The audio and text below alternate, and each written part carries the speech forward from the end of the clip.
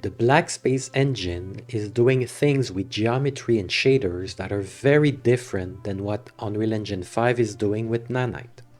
I've pulled the raw 3D geometry straight from the game to find out what we can learn from this. Today, we're breaking down the optimization of their models, of their textures, how they do level streaming, and many tricks they've pulled to make their game run so smoothly. But first, we have to talk about this magic trick the devs pulled. It shouldn't work, but it does. There is very little geometry to allow such displacement that we can see on the walls. We'll dig deeper later on this topic. One thing I would like to point out first is how the buildings are not straight. Let's take a look at this house here. This is Renee's house, our favorite butcher in Hernan. So that's how they gave an authentic feel to this house. It looks like it was really built during the Middle Ages. Everything is bent and seems much more believable than a straight structure. We can feel the weight of time that pressed on these tiles, on these beams. We can also notice that the walls are running very far into the ground. Now, why is that?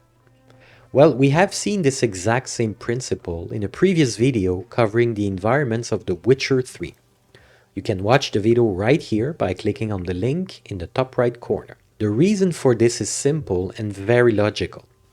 Hernan is built on a very uneven terrain. So to make sure that the structure will work everywhere, meaning if the artists need to move the house, by having a lot of room like this, we are sure we will never need to go back in the DCC and have to adjust the model, the layout, or anything like that. Next, there's something interesting about the walls.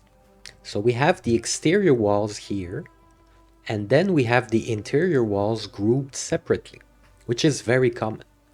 This is for loading the exterior walls only when the player is outside, and the same for interior walls. So when the door is opening and the character is seen entering the house, those interior walls would be loaded and rendered on the screen, along with everything that is inside.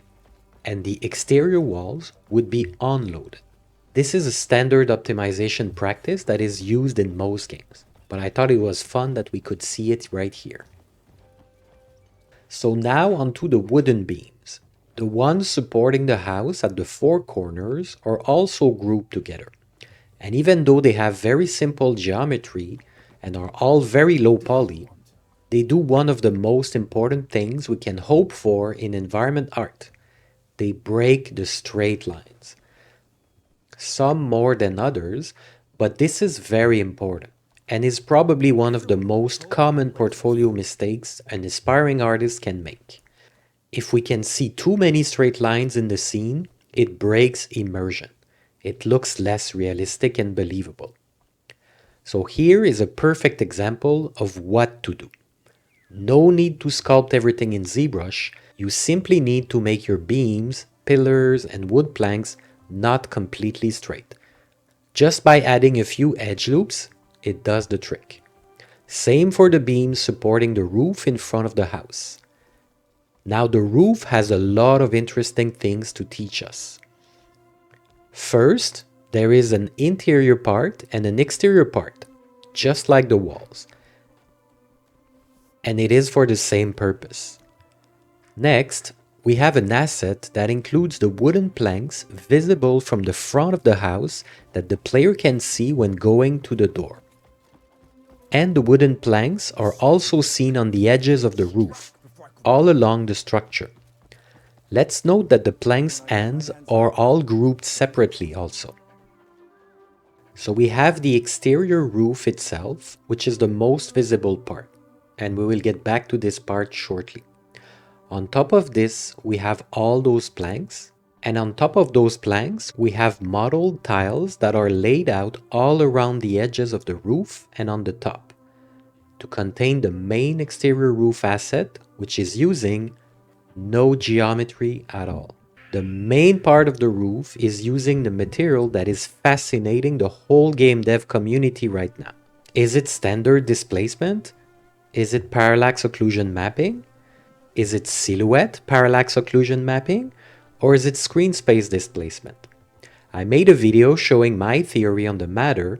You can watch the video right here if you're interested. But this is a custom approach that the devs at Perlabis are using on many surfaces. Here we can see it being used on the roof and for the walls. As you can see, the exterior walls geometry is very simple, well optimized, and not what you would typically see for tessellated mesh using displacement. Just a quick return on all those small assets being grouped together, the wood plank ends, the roof tiles, even the wood beam. This is instantiating similar assets to reduce the draw calls. It is a very common optimization technique also and is worth mentioning.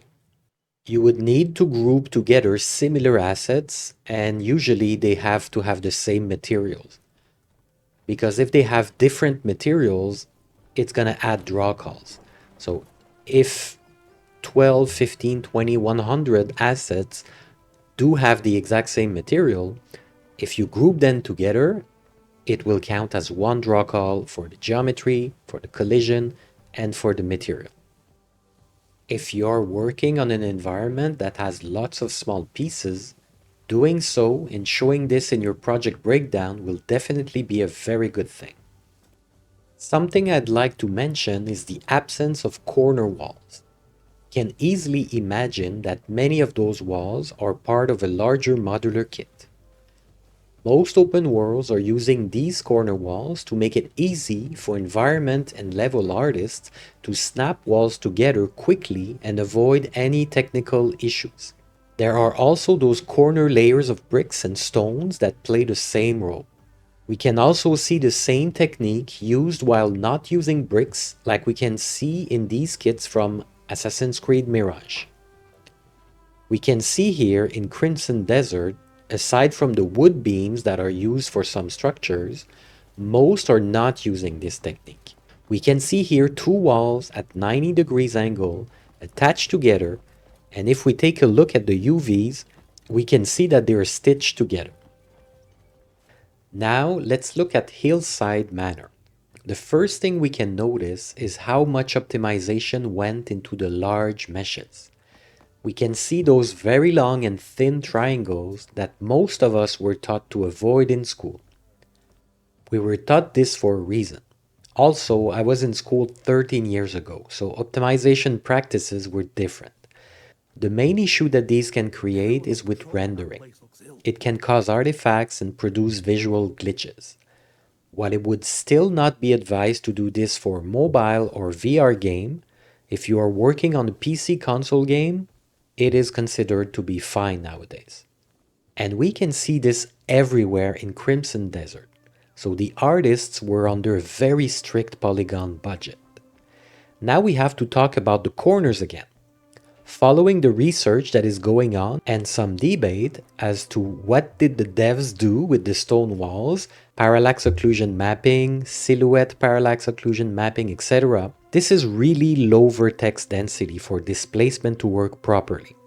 So the answer is in the shaders that the devs are using, and we will not find the official answer here, unfortunately. Many people are saying it's either silhouette parallax occlusion mapping, others are saying it's screen space displacement. I hope we get an official GDC talk with the devs from Perlabis to clarify this once and for all. But in the meantime, we have more to explore and learn from. I just want to point out that all the walls that are using the silhouette parallax occlusion mapping, this is what I believe they are using. So I will be using this term for now, okay? So all the corner walls have the exact same structure. It's a hard edge at 90 degrees with two supporting edges on the sides. We can also see that those small assets called corbels have chamfered edges, so they are most likely using weighted normals so they don't appear too straight. Considering that they are next to the stone walls, this was an important detail, as it would look out of place next to highly detailed surface. Another detail is that the stone ridge caps, the asset on the top of the roofs, is really bent. You can tell even from a long distance. That makes a huge difference for the whole structure to feel more real or less static, like a low-quality video game asset.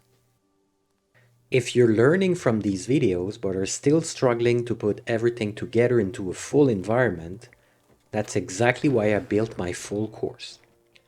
You'll build the entire scene step by step in real time, understanding composition, scale, materials, and lighting, so you can apply the same process to your own worlds. These environments were created by students using the same workflow you will learn here. It's designed for artists who already know the basics and want to create a professional portfolio work, not just isolated studies. This isn't about learning tools, it's about learning how professionals build environments. If that's where you're trying to get to, you can check the link in the description. So now onto something different, the textures that were used in the engine. Now let's jump in PureRef where I prepared a small board to show some textures I found. The very first thing I noticed is the size of the maps. The largest maps that I could find were 1K by 1K, 1024 by 1024. Many maps were 512 by 512, but many maps were 256 by 256. Now, this feels like 2008 or even older than that, but this is definitely something they worked with, and I literally couldn't find any single map higher than 1K by 1K. Now, I know most students here will be scratching their heads, like everybody's using 2K or 4K, right? Well, here is another genius move by the devs at Pearl Abyss.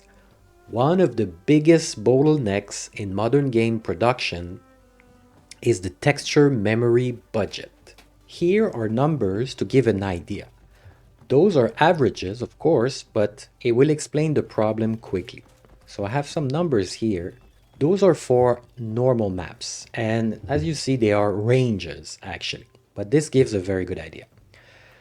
So for a 1K map, the size of the file would be between 0.7 and 1.3. Now doubling 2K, doubling the resolution, we are going in the range of 2.6 and 5.3. Now if we go to 4K, the size will be between 10 and 21 megabytes. So going from 1K to 4K is not 4 times more expensive. It's 10 times and even more actually.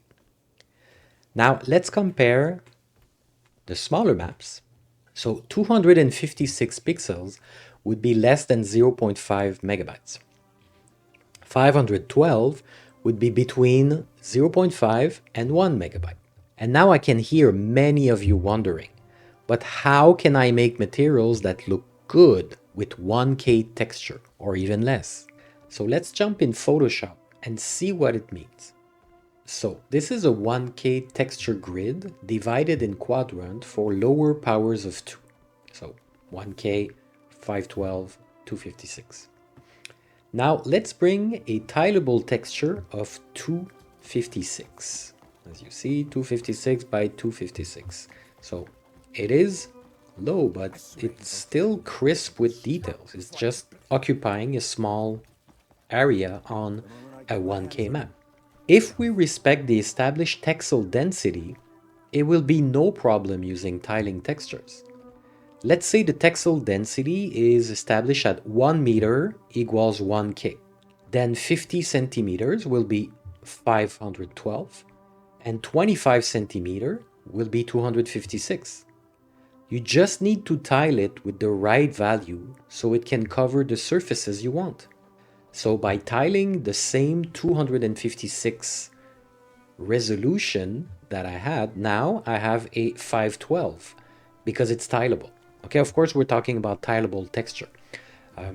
What I've seen in the engine, the many 1K textures were for uniquely unwrapped assets, such as characters, such as armors and stuff like that. Also for some specific cases. So now that we have this one in 512, we could very well be using a map of 256 and just unwrapping our assets accordingly because it's tileable. So instead of using one texture of tileable wood of 1K, that would be 1 megabyte, you can use the equivalent, meaning you don't lose any quality. But here's the economy you will make on your texture memory budget. If you're using a 512 map, 0.5 to 1 megabyte, and less than 0.5 for a 256 pixels map. Scale that for a huge open world, and you freed several gigs just with this trick. Now let's do the same with a 512 texture. They are all coming from the BlackSpace Engine, by the way. Now if we do the same with this one, again, as long as we respect the Texel density, you keep the same quality. Now back on our pure ref board, I mainly included albedo maps, some height maps here and there, but I wanted to focus on something. So as I said, the highest resolution I could find was 1K map. There was not 2K or 4K maps in the area where I explore.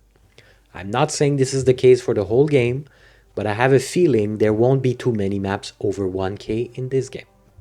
Now let's take a look at the 512 by 512 maps. We can see that we have a few trim sheets right here. They're both 512. Well, we can tile those in these cases. We can tile those on the horizontal axis without any issues. So that's why this works great for ornaments. And we will see where we and you probably have seen those many times, if you have played the game, of course. We then go to the 1K maps. I didn't find too many of those. We can see the plaster that is used on so many walls. And we can see where you can have a quick reference, a screenshot from the game. And not too far, we have a trim sheet of many stones that are used mainly for pavements, and I suspect many other things, but it's mainly what we've seen in Hernan is used for the roads, as you can see right here. So it is mapped in a specific way that use some of those. So this is 512 by 1K of these stones, right? Which are actually what you see the most right here. Then we have a few 1K by 512 maps. I've seen many wood planks this way, and that is very interesting to try to find where those textures are used. And I'm pretty confident this is the wood, but it might be another one also, or it might be blended with because we see quite a bit of wear and tear. We would have to see. And here we have those two. We're going back to the 512 textures. So we have this very recognizable stone patterns, which is the lower floor, the first floor of the Hillside Manor. And then from the trim, we have those little seashell looking kind of pattern, which is pretty much everywhere on the Hillside Manor. And you can see also some other patterns. Maybe this one is part of the same trim. I'm not completely sure. Maybe not. I've seen a few, but those were the most recognizable and the most interesting. I have a decal here. I have another type of trim sheet. And the 256 are right here. And they are used on many assets. There is much more to look into regarding the models and the textures in this game, but I don't want the video to run for too long. So I will end this by saying that the devs at Pearl Abyss have given us all a masterclass in game optimization. They have followed a very strict approach to their models' geometry density and their texture sizes that they have used in this wonderful game so we can have a very smooth experience. This is important for every aspiring artist who want to build portfolios that will help them get a job in the industry. Optimization is your responsibility. Even as a junior, you will be less under pressure, of course, but you will be on the same production line as the seniors. So learn how to properly optimize your assets. Don't just rely on Nanite or other tech that are great, but not helpful for you to really understand how you can help a production. I do have a free portfolio checklist that can help you figure out what is important to employers and might help you save some time on your way to your first or second job in the industry. The link is in the description. Do like the devs of Pearl Abyss. Ignore the noise around you and keep on working. See you soon with another video that can hopefully help some of you better understand the video game development industry. And a quick thank you to the members supporting the channel. Your support helps make these videos possible.